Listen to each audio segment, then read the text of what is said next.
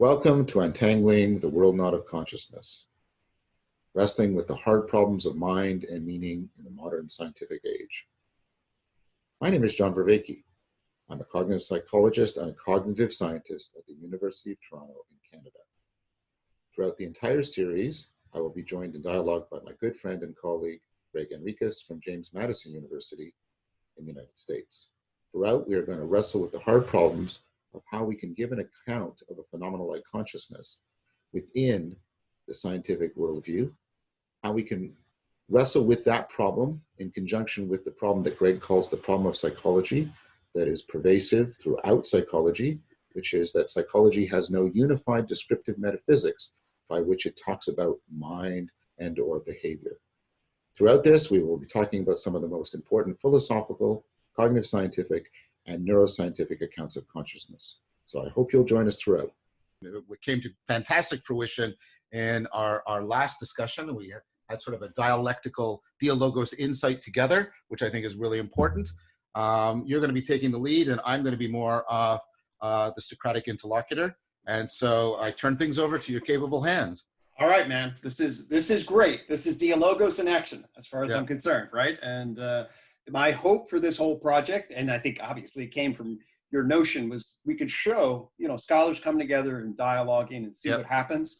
And we definitely synced up on something that I've been excited about. So I'm really looking forward to getting back into this and sharing and then seeing where it takes us. So I'll do my thing. I'll pull up the slides. And what I've got here is a 10-minute or so walkthrough, and the audience can then see you and I have done some texting, but we bridged it in terms of the framing of it, and then we'll see where that takes us. Okay? Excellent. Excellent. All so right. Take away. Yep. Okay. So we talked at the end of the last episode, there was this whole issue of pleasure and pain. And what is that? How it sat in my, and then it really, as we were syncing up, it was like, okay, what's adjectival? That clarified. And then what are these things? And we called them normative qualia. I think for actually, certainly my feeling on that was exactly right in the sense that there was some sort of evaluation or element along those lines. But normative for me was often gets entangled sort of in justification and what are norms. Totally. And that launches us way up the hell into the propositional level. So we had I think it was the right idea, but exactly the wrong term. It was an implicitist term, I think, for capturing it. Well, and so then anyways, I was digesting it. It's an investment value system that BIT says. So I then said valuation, but that essentially had the same problem. Yep. And then, valence hooked for me, and I sent you, and we had some dialogue, and you immediately honed in on that. And so valence qualia is an idea. And so really what this is now we're simmering on the possibility of valence qualia. Does this really fit? Right. And so we're in the rawness of it, folks. This is what scholars try to get. It's like, hey, does this sync up? Yeah, very much. Kind of exciting. So exciting, eh? That was like a trip last time. Yeah, I love it. I love it when that happens. Yeah. So this whole bridge then, which I've always felt, and I really feel is just going to continue. So we have this SIM3R BIT linkage here, and then they give rise to this new territory. So anchoring somewhere from where I'm coming from, there's this whole operant experiential world of perception relative to motivation, relative to emotion. And there's some control theory model. And this is a base above reflexive activity that's going to then correspond to operant theory.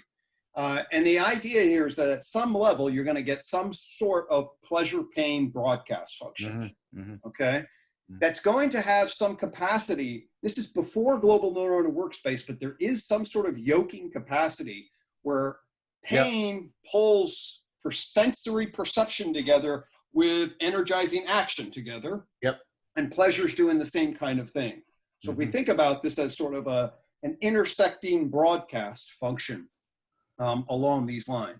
So now if we then say, okay, the idea that pleasure and pain serve that function, they're going to orient the animal either to approach or avoid in particular ways, and evolving to link sensation, perception, and emotion together. And then this gives this idea of valence qualia emerge and function to hierarchically integrate sensory input with motor output to enable a more holistic dynamic modeling system, okay, to guide the animal to approach and avoid.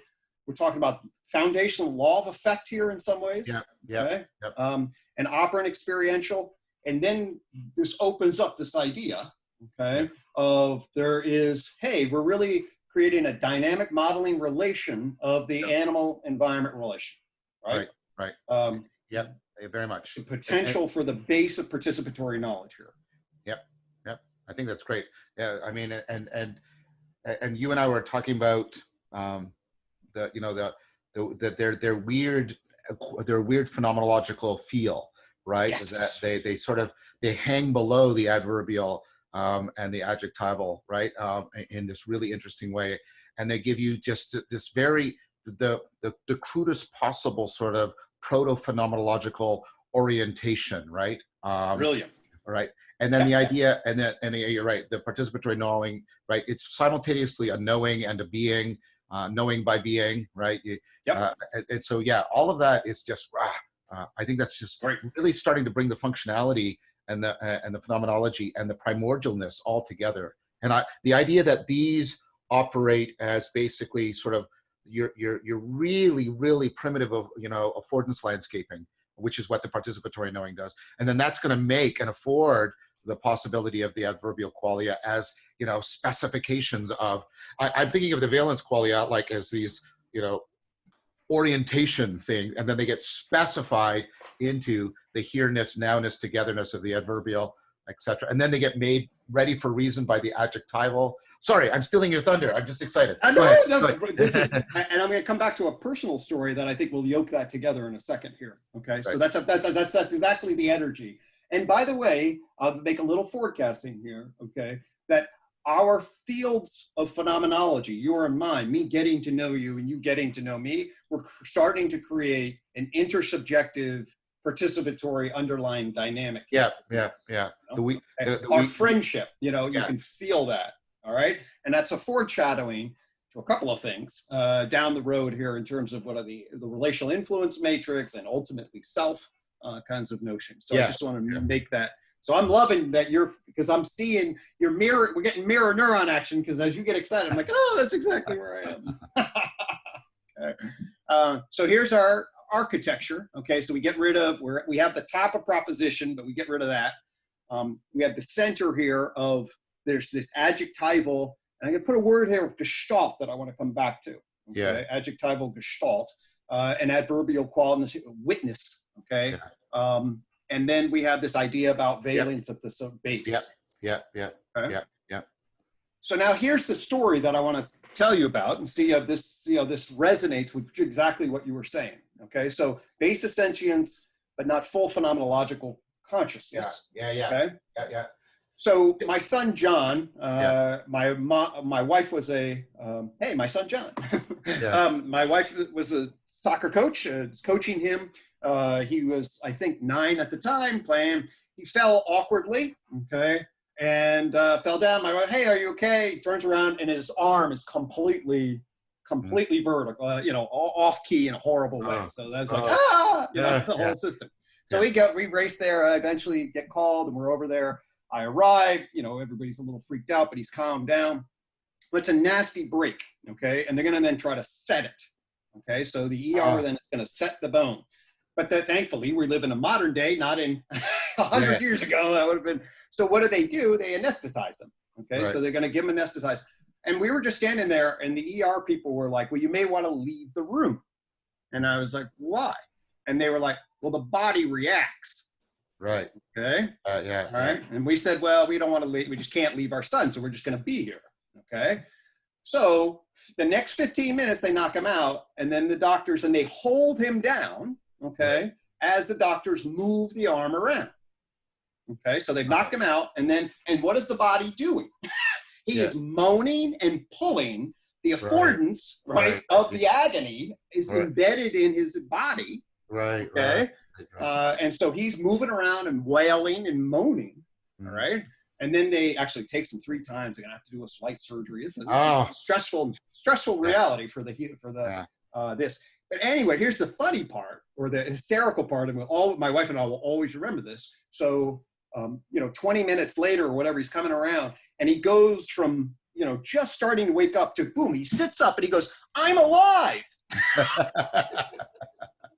Yeah. All right. So the idea here is that, that the adjectival, adverbial, witnessing and justifying consciousness, the thing's taken offline, but embedded in the embodiment of affordance, this hurts like hell at a embodied level, but we can disconnect it with anesthesia and turn the observing consciousness system off, and then it comes back online. And so that connection between non-conscious but still embodied pleasure pain kind of dynamic is brought to life with that story, I think. That's cool. That's very cool. So basically this idea is that there's some sort of emergence shouting in the dark because it doesn't have a witness function. And then you get over evolutionary time, you get the valence qualia become consolidated by adverbial qualia. Yeah, actualize, exactly, yeah. The elements associated, this is the witness function. Adjectival qualia are experience qualitative properties of the aspectualized gestalt on the screen of attention. Right. Okay.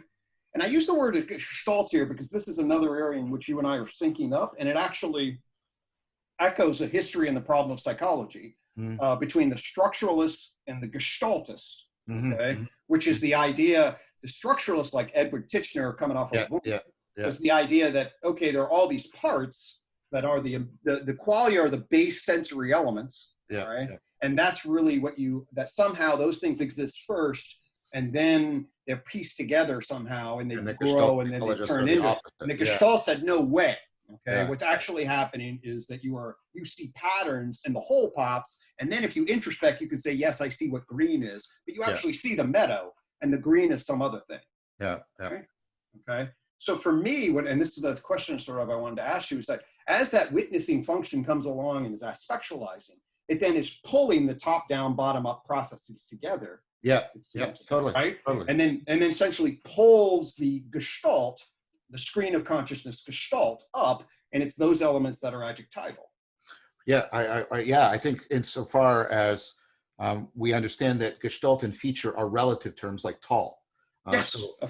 So they gestalt, if you allow me to turn it into a verb, they gestalt up, right? Yes. But they are they're sort of featural foundations for for conceptual content, propositional content. And that's so there's the upward looking face of adjectival qualia and the downward looking face of adverbial qualia. That's how I'm seeing what you're saying. Perfect. That's exactly what I'm saying. Okay. And what I'm saying is then that it is this bottom up, top down interface, that we can that can allow us to gain much more specificity on these domains. Yep. That's right.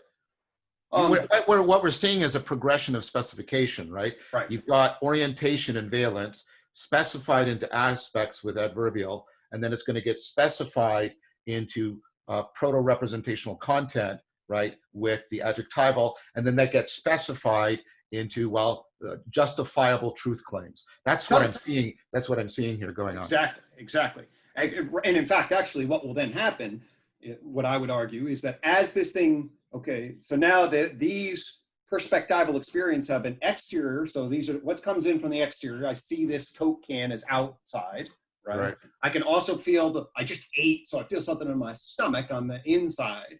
And those intersections are also then, I can also feel, hey, I'm feeling joy. Good things are happening. So I feel the joy. So that's the affect.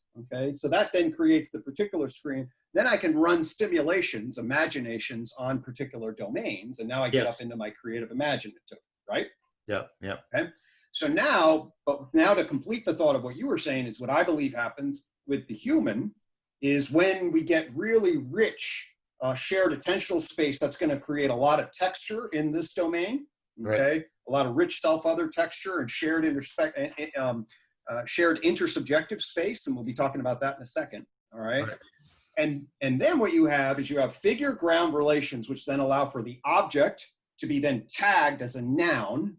And then the change of object will tag over time. And then the various differences in the properties is the adjectives. So you get nouns, adjectives, and verbs that are then tagged.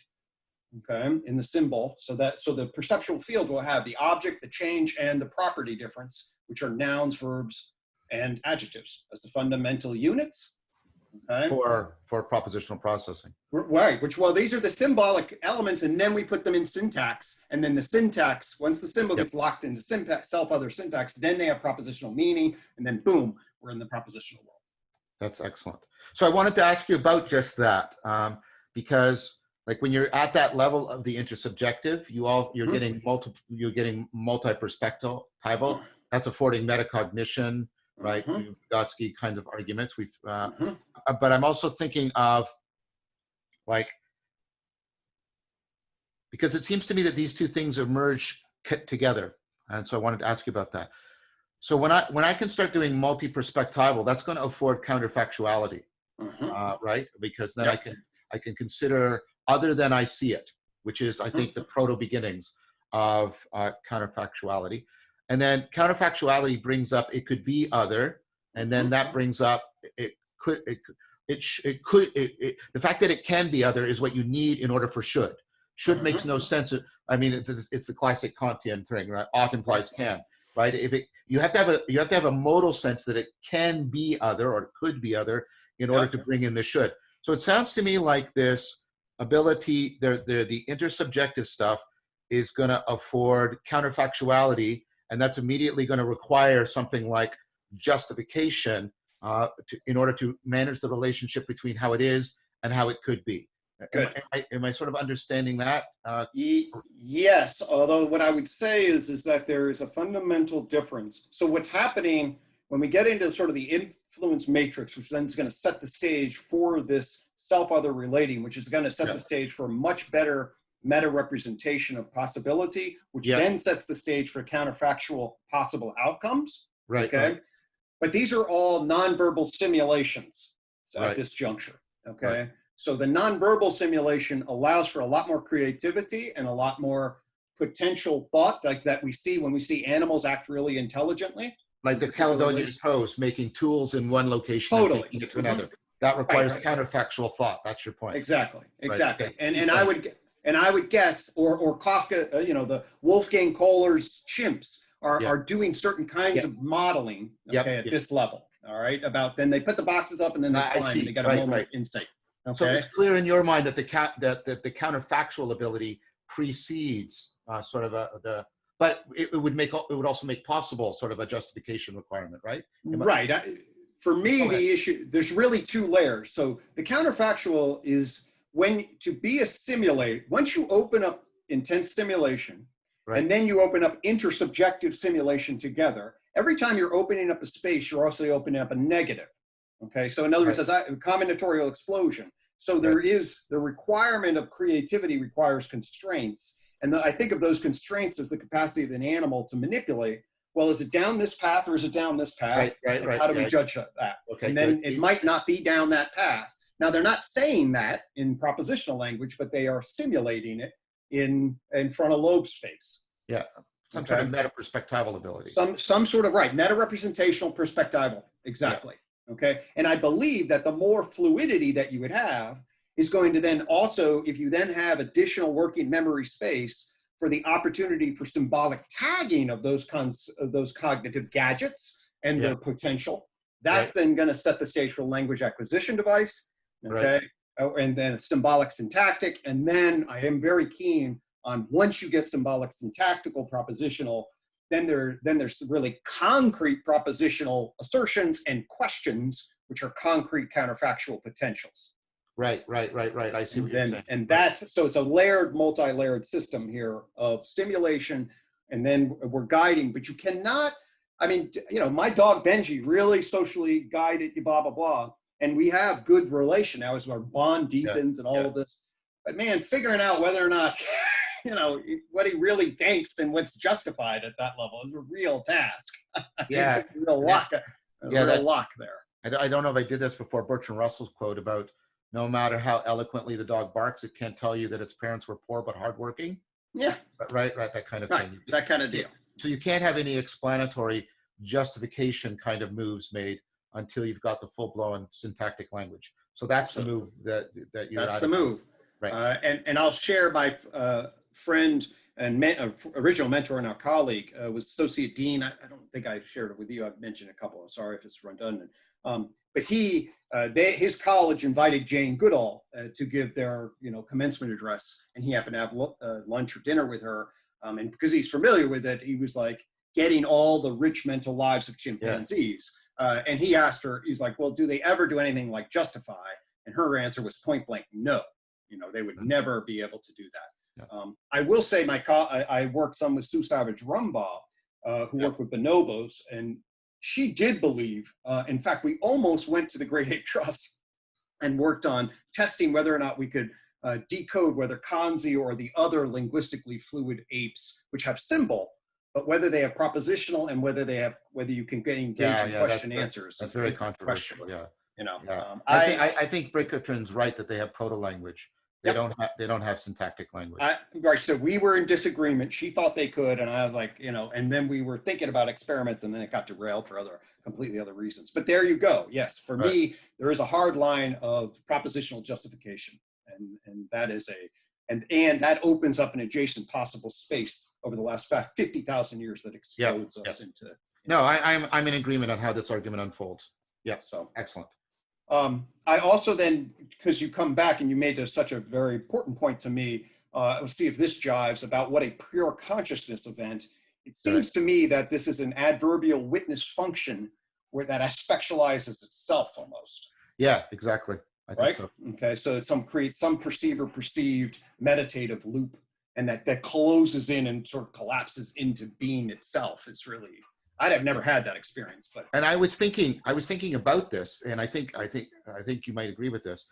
It's the adjectival qualia. I'm sorry, not the adjectival. The adverbial qualia, almost getting back down to like what you have with the valence, where it's just right. You know it by being it, right? It's a pure knowing by being, right, kind of thing. Right, and I think that opens people up when they talk about non-dual, right? Yeah. I mean, there is where the perceiver and perceived are one. In a particular kind of way. Exactly.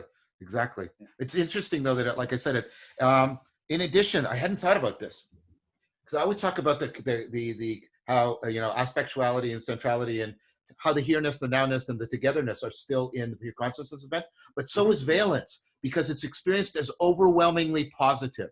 Yep. Okay. Right. And you can then totally see how then you would then interpret that in a particular ontology as connecting to the cosmic consciousness. Right? Yeah, something like that. Exactly. Right. Yeah. So, all right. Well, I think we're synced. Yeah. Very cool. Okay. So now what I'm going to do, and then we'll come back and we can then riff a little bit more, but this then potentially bridges us up to the next thing so now we have this adverbial, adjectival, and valence qualia.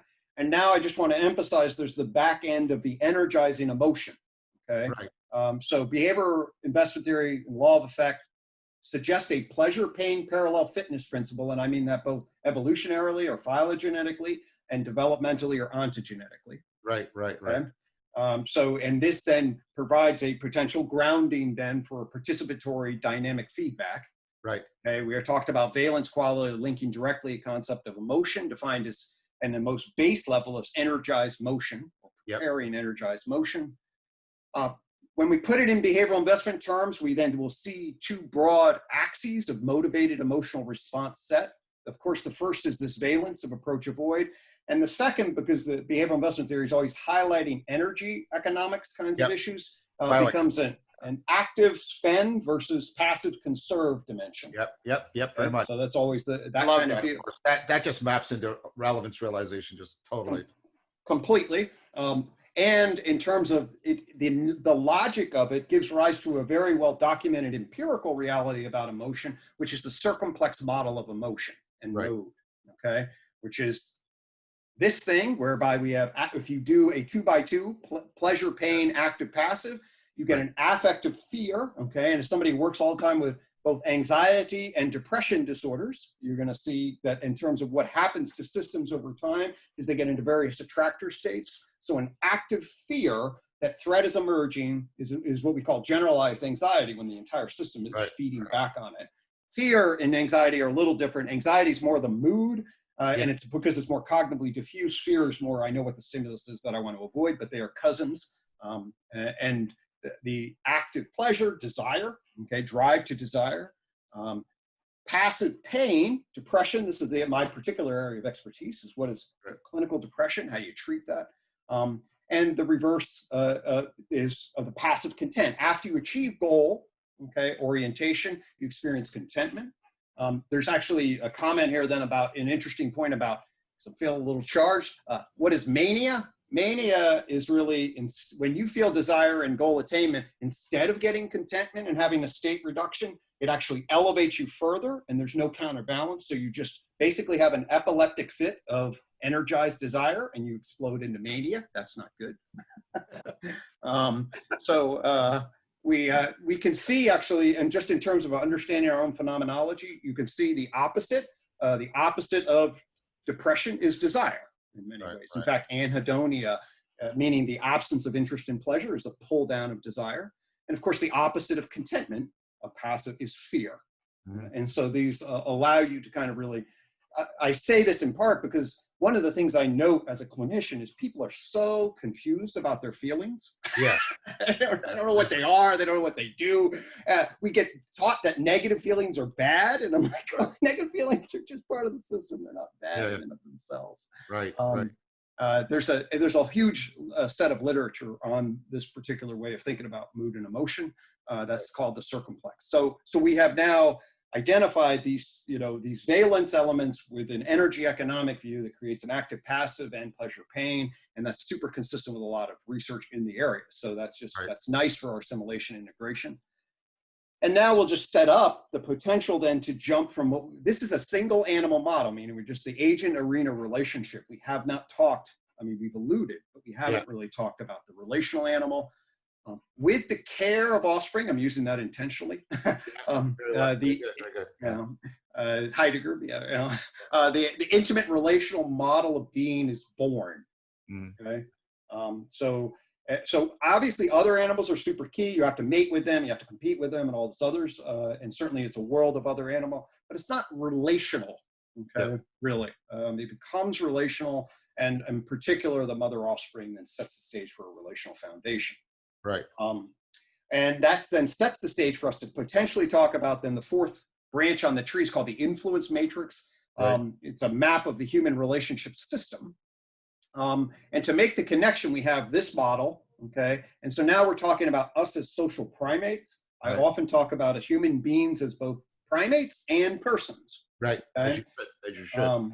And we carry a social primate architecture, like what, the horse and rider, or what John Haidt talked about, the elephant and rider. This is the core of the elephant. And the argument here is that there are motivations and emotions, okay, which are the goal states that are going to them, and the energizing states around that. So that's what we're jumping off into, but I wanted just to sort of stop there and see if there are things that you wanted to pick up with the qualia. But I'm prepared to go into relational recursive relevance realization. No, I'm happy right now with. I think we had some nice, expository insights, unpacking a little bit more the valence qualia and that connection to the PCE, the pre-consciousness event. I thought that was very fruitful. No, I'm happy about how things are unfolding. I'd like to go into the relational recursive relevance realization. Great. So this is an area, so again, sort of as a clinician, all right, when people come and they talk to me about their problems, all right, what do I hear over and over and over again is an angst about self, one's relationship with the world, one's relationship with others, the traumas of the past. And what I'm almost always tracking is the head and the heart in the relational world. Right. So this is, that's what then, and what I'm then going to share with you is an aspect of a map. We're going to aspectualize a particular element of the relationship system.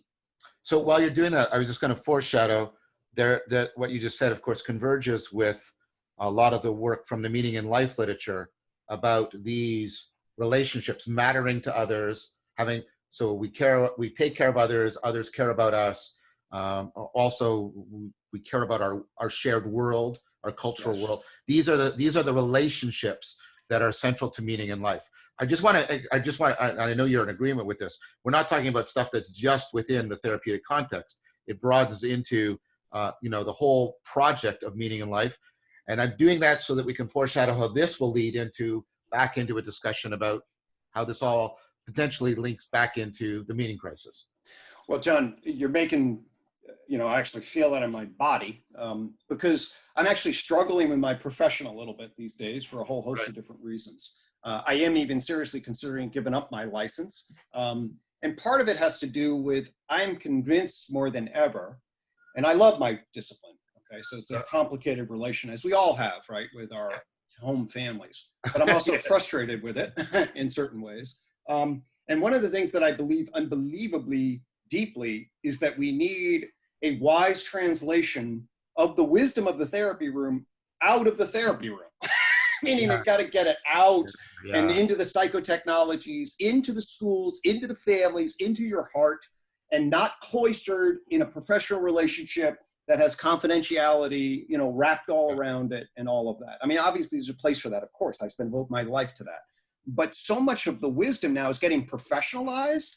And it's as though, so you even have to say, what we're not talking about a therapy relationship. We're talking about life. We're talking about brotherhood and sisterhood and being in community and being with self and at every level of being. And you know more than anyone how much potentially the scientific enterprise, at least in its reductive form, has essentially eviscerated our contact with this. Yeah. And I really, really want to re-energize that and justify the metaphysics from a natural scientific view, how clearly this is needed and valid at every level of being. Well, thank you for saying that, Greg. And I just want to do some advertising on, it's somewhat self-promotional, but it's mostly on Greg's behalf. So Chris Masterpietro and I are, Chris is going to join us when we do the Elusive Eye. Yeah. We put together an anthology called Inner and Outer Dialogues, and there's a chapter in there in which Gregg develops very beautifully that argument he just gave us about the need to take what's going on inside the therapeutic dialogue and expand it out so we have a sapiential, existential dialogue available to the culture at large. So, and for those of you who are interested in that point that Gregg just made, there is a forthcoming book in which he has a chapter in which he makes that argument very clearly and eloquently. Great. Thank you, John. Yes, and the book is, I'm super excited of every book that I've contributed to. I think I'm the most excited about this one. It's so you laid it out. And by the way, the inner and outer dialogues, I know in Dialogos, we talk about both vertical alignment, okay, and horizontal alignment. Yep. All right. Well, this system, what we're about ready to, is really a way of mapping sort of where the heart is in the intersubjective field. And then on top of that is the justifying system. Right, if we can harmonize our heart and our head and our relational world, that's boom, we're a lot of the way there. And there's so much in the world that actually, unfortunately, works against that. But if we tweak it right and align it, actually, the colleague I already mentioned, my sociology colleague, so from a sociological perspective, we're always taught he's working on a project now, a playoff of Steve Pinker, but from a sociological angle called The Better Angles of Our Nature. Right. Okay. And what he's emphasizing is, how are we aligned or not? Okay. And of course, we've just gone through, and of course, the world is, we're going through this unbelievable election right here, right? This is live for us. And the clash of identity and social force in a particular sort of the ego investment in the clash, and then the shattering of that potentially for everybody's psyche and health, as opposed to the potential harmony. I mean, there are a few things that are in terms of mattering and meaning and how to be in the world. It's really, really important. So. Well, we did entitle this the Untangling the World, Not the Hard Problems of Consciousness and Meaning, of Mind and Meaning. So, and we're now seeing how they bridge together in your work and my work together. Absolutely. Keep going, please. So, okay, so now we're looking to then sync up. We already linked the behavioral investment theory, and now we're going to then see about syncing up the SIM R3 with the influence matrix. Right. Okay? And given the jump into qualia, the valence qualia, we're going to be in good shape, I believe. Good. Okay? Good. So what is the influence matrix? It's the fourth key idea in the unified theory of knowledge. It maps what's called the human relationship system. I want to be clear over and over again. This will become clear, but this is the embodied participatory perspectival aspect. Okay. Right. Now there's clearly going to be loops of narrative self-concept, but all of this is present before any propositional narrative self-concept loop. Okay. Here's going to be a really key point, and I believe this is absolutely central for the meaning crisis and the shifts that we need. And this is the idea about what the core of this backbone is called relational value and social influence, the overlap and difference between these two. In fact, I think it was in your talk with Eric Brown, you actually immediately highlighted this difference. And I think you were talking about your relationship with your partner, because you were made a very clear distinction between, well, there's instrumental movement of other people, right? Like you can get them to do certain things. And then there's actually really valuing them. I wouldn't want to just like learn how to manipulate my wife so that she does stuff. It's like, it's a being and presence of value of who she is, right? Okay. It's very much perspectival presence and participatory identity. That's what you're after when you're after, loving somebody. Exactly. And what I'm going to argue is that we want social influence and we want to be known and valued in a particular way. And those things, interestingly, can be aligned or not aligned. Yes. Yeah, very much. Okay? Kind of a Frommian idea too. Right. And the question of how we align it and the idea is that actually I believe our capitalist system and the capital labor relations make us very vulnerable to tipping into just instrumental influence and gutting relational value in certain ways. And if you do that, you're going to feel empty. You might have a lot of power. You're going to feel empty and hungry inside. And I think we actually see that. So the reverse is the case too, though, right? Because Fromm, although he emphasizes the modal confusion at the expense of the being mode, he says the other is possible. You could have somebody, because I've met these people, the people who are all about caring and loving, and they're just like, we had a phrase in the church I was growing up in, too heavenly minded to be any earthly good, kind of thing, right? Perfect. Yeah, I mean, to me, dharma is a question of being and becoming and doing. I mean, I think that I pulled that some from Daniel Schmachtenberger, although I basically had that frame already. He gave a dharma inquiry, and doing, being, and becoming are all parts here. Another way of thinking about this is, I don't know if you ever saw, what is it, Castaway with Tom Hanks? I love that movie. Yeah, it's a great movie. It's perhaps my favorite Tom Hanks movie, actually. Well, wonderful. Well, he's valued, of course, but of course he has no direct because of the actual physical reality. He's completely no social influence, right? There's no actually concrete way of connecting to people. So he carries the value, but so there are lots of different ways these things can be disconnected. That's good. But it's also the case that they're tied together, and both of them we care deeply about. Yes. The matrix, that's the black line, and then the matrix also is going to provide a way to understand 3 process dimensions of power, love, and freedom that I'll talk about. And it also, and I've already alluded to this, clarifies the relationship between social motivations and emotions. It also opens up some interesting new possibilities. We've talked about our metaphysics.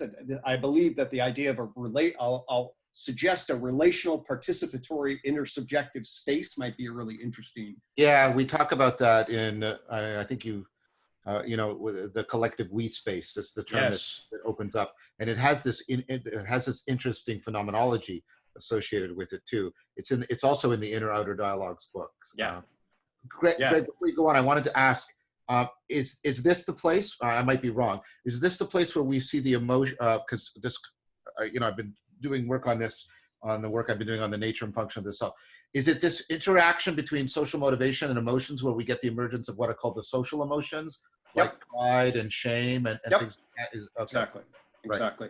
Now there's debate, and I think they'll say that pride, shame, June Tangney and others will talk about these as being self-conscious emotion, and you'll need certain kinds of self-consciousness. We can get into the fine-grained analysis about I'm going to argue that a non-propositional chimpanzee can feel shame and pride. I think so too. I'm pretty convinced of that as well. So, and that's because and we can get into this and what the self is. There's a phenomenological self here that's going to become pretty sophisticated as it manages self-other relation, even though it doesn't have narrative justification. Right. Well, especially if it has that stuff we were talking about earlier, that ability for meta-perspectival counterfactuality. Right. Yeah. Totally. Okay. So here's but now to really bring you and I in the room together. Okay. So here's, of course, we did all of our stuff completely independently, and met each other, whatever it was, right? But we're climbing up a mountain. You reached out to me, and thank God you did. Yeah, absolutely. Because I listened to you on Emerge, and then how that happened? Yeah, and then that got me into the meaning crisis, and then I was like, brother. yeah, very much. Right. So here's the basic issue, right? We have an idea that the cognitive architecture is structured for recursive relevance realization. Yep, very much. Okay? Now we're going to enter into the relational world, okay? Right. And now I'm going to then say, well, what I did with the influence matrix is build a schematic for the way in which you would process relevant relational information. Right. Okay, and that it should be recursive across intrapsychically, meaning I'm going to build internal working models. I'm going to be and then we're also going to be engaged in participatory dance stuff dynamically. So we're going to get a relational recursive element between people. Right. That's cool. Okay. So this issue of does this thing map that and vice versa? Are they in harmony with one another in the relational world? That's our question. Right. Okay? And that is completely convergent and independent, and to the extent that it's a lock-key match, and this does then say, oh, these would be the kind of features that a social primate should be tracking in the world to realize relevance in the relational world. Right, that's excellent. Okay, so now we start with the black line here, okay? And the black line basically says it's relational value, social influence, and we can differentiate the two. But for right now, we'll collapse them. And indeed, in my, I came from an evolutionary view. I used to just call it social influence, and then it became relational value and social influence, which actually, as we've talked about, is a big difference. But it's an important and interesting nuance. And how my own evolution and thinking, I think hopefully maybe we can sort of spread that so that we can all, so we can go from sort of modernist social influence to a meta-modern relational value worldview. Right. So relational value is the experience of being known and valued by important others. Right. Okay. So note you can be valued, but not necessarily known. Right. And actually, I work with this clinically all the time. People are valued, but they feel like imposters. I see what you mean. Right. Okay. And that's interesting, because that's also where the perspectival sense of presence at the phenomenological level is being manipulated. Yeah. Right. Well, and this, by the way, is, I think, a uniquely human problem. Okay. And this distinction between known and valued, right, will come because of the problem of justification and the way in which language opens up a highway to us. Right. And then which sets the stage for me to justify to you. I will put on a face and I will tell you what I am as I hide what I really am. Yeah. Okay? And become an imposter so that I get you to love me and get social influence, even as I hide from you what my real self is about. Okay. That's what I call the public-private Rogerian filter, because it's like I'm doing it to manage your judgment. Yeah, you're not going to find any gazelles that are sort of problematic. Nobody knows me. Right. I mean, there it is. Because they don't have to justify themselves and give accounts for the stage and manage all of that stuff. It's just a totally new. So they care whether they're valued. And I will argue that our whole attachment system when we're born is tracking social influence and value. But it's not, it's known and valued are essentially the same until you start to get self-consciousness and justification. Yeah, I see that. That's a good point. That's very good. And then social influence is this pragmatic capacity to move others in accordance with your influence. Okay. So, and then the matrix says there are these motives. These are going to be these templates to approach and avoid. And then they're going to be emotions, okay, which energize. And then you're going to then see, okay, that the high is going to then energize one way or the other. Right. And then we can sort of test this phenomenologically. And the test I have my students go through is sort of, well, all right, it should be the case that we're tracking relevant, realized, emotionally charged information that will be remembered in our episodic memory that's key to self. That's Okay? right. So audience, you can do this a little bit. So I asked folks, go back to your adolescence, okay, and then pick out one memory that you associate with joy, okay, and a positive memory for you. Mm-hmm. And then pick out one memory that's really sad, okay, Right. negative, that was painful for you. Right. Okay. So I'll share with you mine. These are the classic ones when I do this exercise. Okay. Right? So for me, when I was 12, all right, my dad was a soccer coach, okay, and we were a really good team for 3 years, and our arch rival was Mantua. To this day, I remember it, okay, Yeah. and this was the second year. We won the trophy the year before. We were in a battle with them. We're ahead 1-0. I'm the goalie, okay. They come bursting down. There's 5 minutes left to go. They shoot. I dive, bounce it out. Great save. They shoot again. I go race to the other side, save it, and the crowd, 20 people, go crazy. Right? Okay. Right. And I look over at my dad, and I get eye-to-eye contact with my coach, and him saying this. And now I've achieved something that people see in me. Right? Okay. Yeah.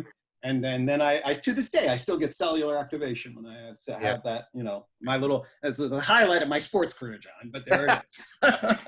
Okay. So there's that. Now, the other memory that I have, okay, fast forward 4 years or so, 16, I did not have a good judge on my mate value criteria when I was 16, so I was always overshooting. Okay. All right. So that set me up for some pain. So this one girl, Christine, was like the head of the cheerleading squad. All right. So at break, I had attracted to her, and I thought maybe we go out on a date. So I pulled together a rose, all right, and a note, and I said, "Hey, Christine, will you, have dinner with me?" Okay. And then during break, which is second and third periods, I went up to her. I didn't know her very well. I gave her the bag and ran off. Okay. So then fast forward to lunch. All right. And I get there a little early, and I sit down, and 2 tables over are the cheerleaders. Okay. Right. And in the middle of the group is, guess what? My rose and bag. Right. Okay. And everybody's laughing. Oh. Yeah. Oh. So there you go. You see, you're an empathetic character. You can feel exactly that this isn't my positive memory. So as your 16-year-old, but your buddies aren't there, the space is between you, 2 tables down, and the entire system is looking at you going, and you are just naked and embarrassed, right? Right. And I was, yeah. It was like, oh. Right. Yeah, so there it is. So what, relational value, social influence, that's sort of the archetype. Okay. Right. And so that's the invitation, folks, is, when did you fall? What do you remember? You're going to remember achievement that people recognize. You're going to remember falling in love. You're going to remember heartbreaks. You're going to remember embarrassment.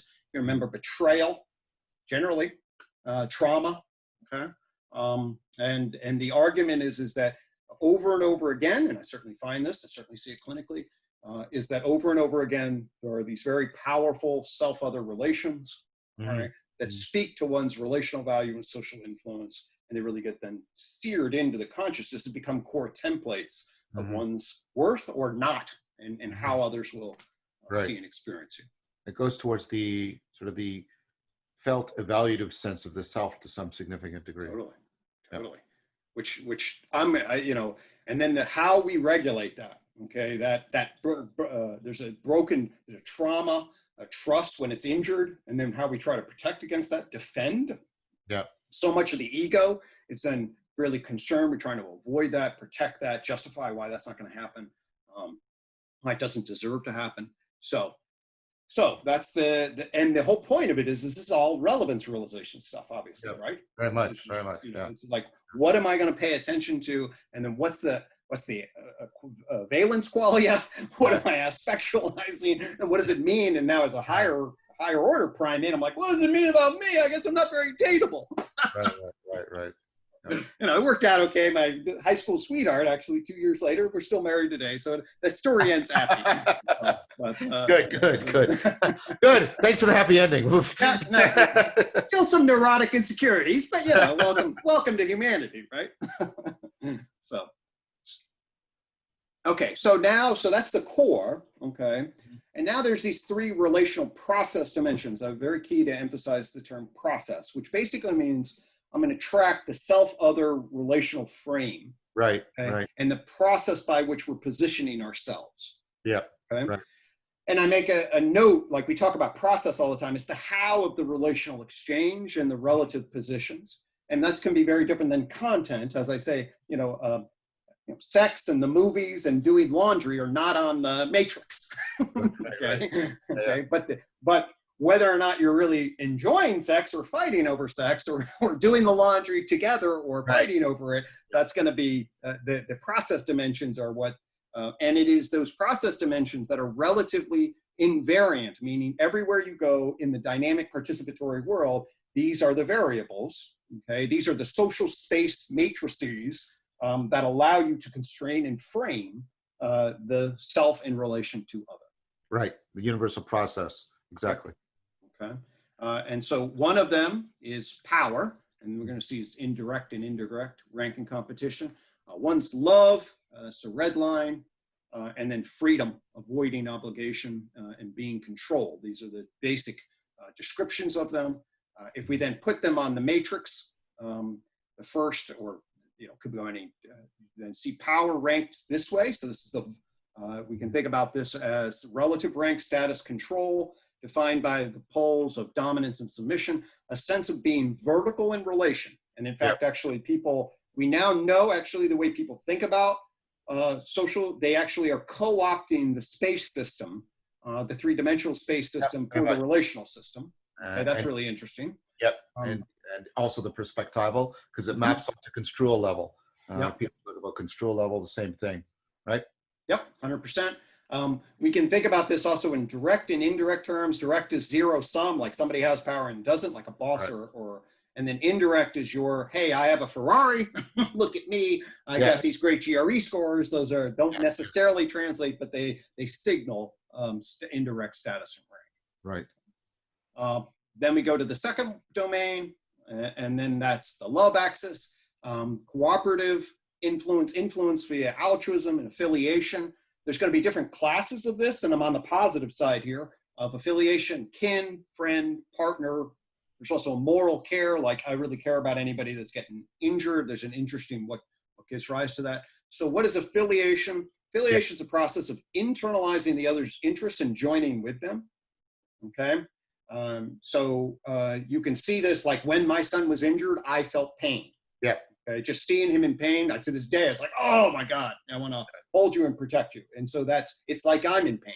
And those of, so that's affiliation and identify. In fact, there's actually good brain evidence that's really sort of, creates static between you and the other, so that you really do have this blended feeling of interest. Very much, very much. Hostility is actually just basically the reverse. You separate interest, that's the other, that's definitely not like me. And then I'm going to be antagonistically positioned because that person's going to get in the way of my interests. Right. Okay? There's something that's in the way, and that will energize me to potentially spend energy to harm them. Okay. Right. You may have rage is the more active, and then contempt is a little bit more conservative. Disgust, I'm just going to move away. Okay. But rage and contempt are going to be the extremes of these. So then the last dimension here is called freedom. It's really an autonomy dependency axis. Right. Autonomy is the capacity to function independent and be free from the undue influence of others. Okay. Dependency is the extent to which one requires others to function effectively. I think it's helpful to divide this up a little further into the following depiction here that has autonomy and interdependency as the balance between those is healthy and is going to be associated with high relational value, social influence, because we are social creatures that are embedded. So we need, and then the extremes of that are what's called counter and hyperdependency. Oh, I see. Right. In terms of, and those are indications, going to be indications of more low influence. We're also going to see, if we look at this through the lens of the attachment literature, we're going to see very clearly the domain of the insecure. There's a counter-dependent of avoidant, what actually Bowlby originally calls counterdependency, which I wish we had seen, and then the ambivalent, which we originally calls hyperdependency, and we stayed with those. Or disorganized, which is bouncing back and forth because things are so crazy. That's lack of optimal. And secure attachment, when you have a safe haven, when you connect to other people, you feel valued, and they're getting those needs met, because there's a nice balance usually between your capacity of competition and love, autonomy, and interdependency. You're able to keep the constraints in the domain of feeling known and valued and having social influence. It then maps. We can then map the self-other relations in social space this way. Okay, so this is the basic domain, and now we add the emotions on the outer ring.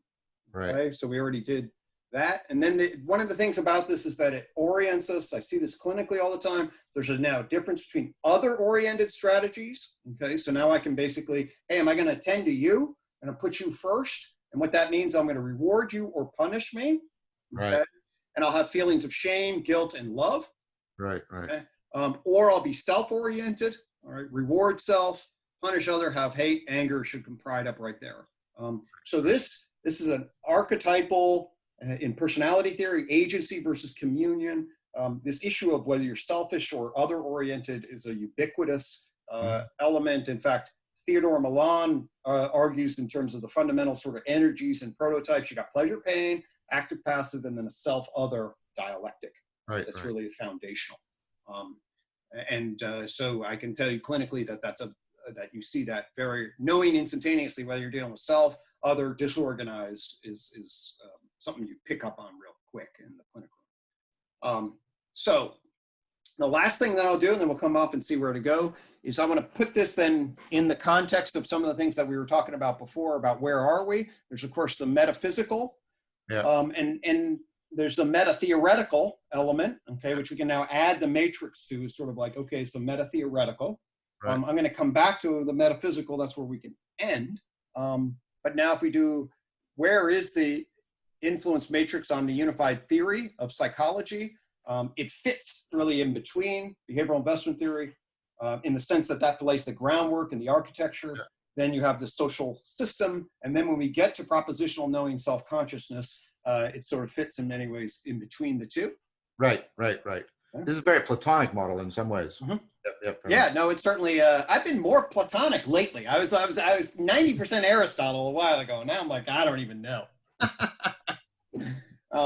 So it's grounding just in terms of giving honor to the tradition. It's grounded in what's called the circumplex model, interpersonal circumplex model. Actually, Timothy Leary, the guy that did acid and all that good stuff. Before that, he was a professor at Harvard, developed a circumplex model. That's where it has this. I didn't know that. Wow, thank you. Yeah, so, he was a Harvard professor of personality and identified this. And by the way, if you know anything about like Harry Stack Sullivan, so Harry Stack Sullivan, interpersonal models coming off of Freud, identifies power and love. And then Timothy Leary also pulls that and identifies dominance and nurturance. So if you know the legacy then into psychoanalytic, this goes back, by the way, into aggression and sex. The energy of aggression and sex gets translated socially into power and love, and then in the personality world gets then identified in competition cooperation. So that's an interesting lineage. That's cool to connect. And the other is attachment theory. Yeah, we've been talking on and off about for sure. Exactly. Yeah. Okay. And once we have those two, there are actually a lot of other, just like we did with the whole SIM 3R kind of model. You know, this is an assimilative and integrative model for a wide variety of different perspectives. So another sort of psychodynamic, Erik Erikson's psychosocial developmental frame actually has ubiquitous themes of self and relationship to other. And this goes through the developmental life history model, okay, so that you're concerned with different things at different stages in your history. Yep. And I'm just flashing that up. The last thing then that I'll say is it maps this intrapsychic, interpersonal, self-other social space-time. It sets the stage for a conception of an implicit intersubjective frame. And then this gives rise to this whole idea of mind to be. Okay, remember we were doing 1As, 1Bs, those kinds of deals. So we have our basic map of the mind. Then we add this idea of our capacity. We see, the eyes as windows to the soul. What do people mean by that? Okay. For me, the idea is there's this implicit intersubjective shared attentional space, intimate relational modeling. And of course, I like that, me, I like plays on words. So mind to be. And James Mark Baldwin said, ego and alter are born together. I love that phrase. And us as attachments. So the ground of self really is grounded in an attachment relational structure as it's born to meet those needs. One of my colleagues, Darshan Narvez, talks about the nest in which we need to cultivate development. And fundamentally, it's about creating a secure, embedded, really cultivating our sort of oral indigenous heritage, which should be sort of the community nest in which people are on, and then that's going to feel known and valued, and that's going to lay a foundation of security, as opposed to, well, too often in our meaning and mental health crisis, foundations of meaninglessness, insecurity, fragmentation, isolation, loneliness. That was great. That was really good, Greg. Thank you for taking us through that. I know you have a lot more behind all of this. Everybody should know that what we're seeing here is Greg has this, and he's doing massive data compression for us here. But I found that very clear, very elegant.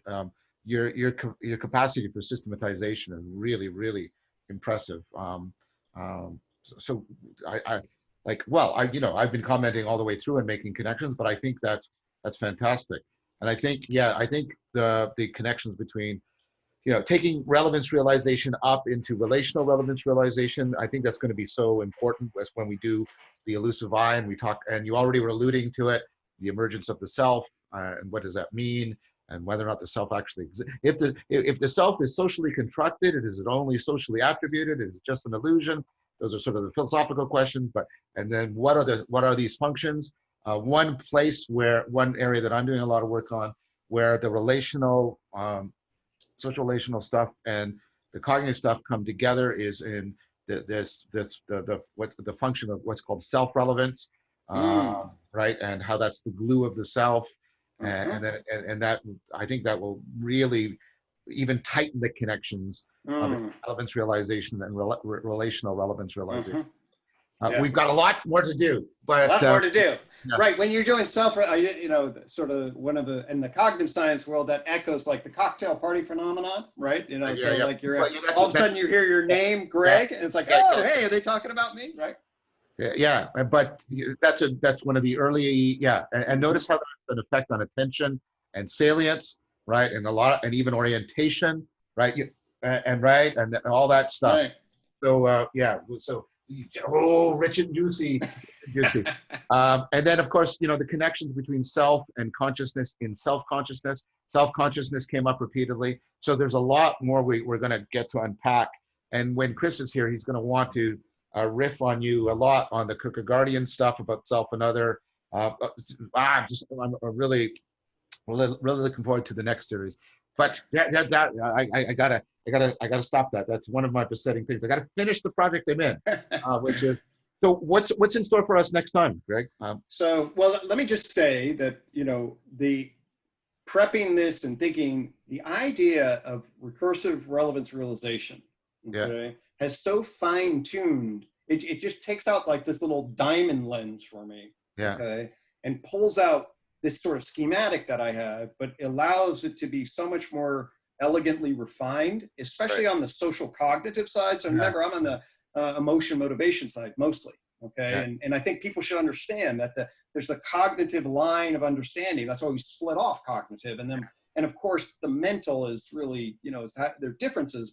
So anyway, I just want you to know what the social perception, the cognitive processing line, the elegance of the recursive relevance realization to then go through the architecture of that it's brought the influence matrix into life to me in the last week in a way that I just feel thankful for, because that's an old system in mind, but it actually is honing in some specificities around niche details that I didn't have access to before. So that's what I mean by the synergy is intense sometimes. Yeah. Great. So the next, so basically we'll sort of round out what I'm seeing now is sort of, so now the lock and key function between our systems, really, I hope, certainly for me and maybe the audience is feeling it. Let's put a top on this at the person level. We're going to bring propositional personhood into the equation, right? And then once we have that, then we'll have sort of the model of human psychology that I operate from, And I think that'll be then right around the whole recursive relevance realization. And that's then going to set the stage for, well, where are we in terms of the meaning crisis? Yep. You know, and why is this so important? My argument, I think your argument also, is that the modern scientific, revolution, although it ultimately gives us cognitive science and psychology, it's taken us a long time to get adequate models. Yeah. Totally. And I think it's gutted us in many ways. And I think that, so now, ultimately, if we can sit here and say, actually, we should not be just manipulating people as objects because all they are reinforcement agencies, but they actually have a fundamental soul at the descriptive level of a functional form, and to be bone and valued is central. Of course, obviously, some humanists are saying that for a long time, but if we have a frame for that, I think that that's very, very important for answering core questions, creating dialogos, and cultivating the kind of wisdom awakening that we're open for. That's fantastic. Well, that's a great place to end today. That's excellent. So thank you so very much, my friend. And well, we'll be together again. I'm sure you'll be texting me throughout the week, which is great. I know. Sorry about that. I get all excited. Why are you apologizing? We were working together. I mean, that's totally true. It's great. But that's it for today, everyone. And as Gregg foreshadowed, we've got some really interesting stuff coming to finish this series off. And we will have one final episode where we sort of cull through. We can't answer everybody's for obvious reasons. We'll look through the questions. We'll look through the comments. We'll come up with some potential responses. Or if we don't have a response, we'll at least enter into dialogue about it. And then, like I said, Gregg and Chris and I are going to do a follow-up, in some ways, a follow-up series on the elusive I, the nature and function of the self. And we're going to get into really weird stuff in the altered states of consciousness stuff, why that might impact on the sense of self. Gregg and I might talk a little bit within Untangling the Worldknot about why altering your state of consciousness might have an impact on meaning. Gregg and I, we've done, I think, was it two, Gregg, or two Psychology Today blogs on the 11th problem of consciousness, and we might want to discuss that because we're getting to the place where that's appropriate. So it's we're gonna get an optimal grip on all this, John. Yeah.